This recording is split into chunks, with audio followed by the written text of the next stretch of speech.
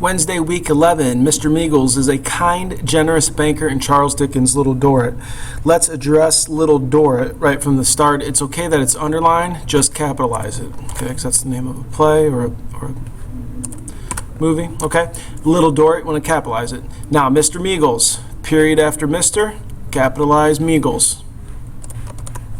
Okay, he is a kind, generous banker. So what do we do with kind and generous? It's back-to-back adjectives. We can go ahead and put a comma there. Kind, comma, generous banker in Charles Dickens. That's the name of the author, so Charles Dickens. And we want to make sure that he owns the play. So Charles Dickens's, it kind of sounds weird because you have that S apostrophe S. That always kind of sounds goofy, but Charles Dickens and then apostrophe S. Okay, and that's for number 1. Number 2, my mother's doctor. Don't want her to eat no fast food because it's non-healthy.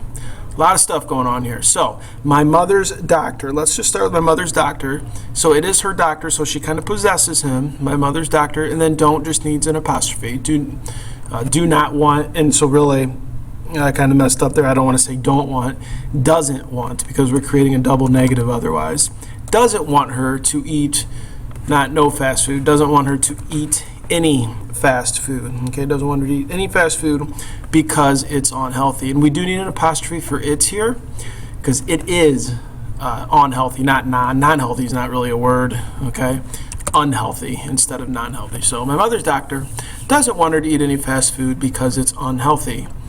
Number 3 is helping verbs. You want to find the helping verb or the auxiliary verb. You know which one's going to help out. Without help from my classmates, I never would have met my fundraising goal. So really the main verb is met. So what is helping that? It's would have. Would have is what you should have identified as the helping verbs there. Past, present, or future. He will leave for San Francisco next Tuesday. The key there is that you have the verb will. And that lets us know that it is in the future, okay? Whenever you have will, it's almost always in the future.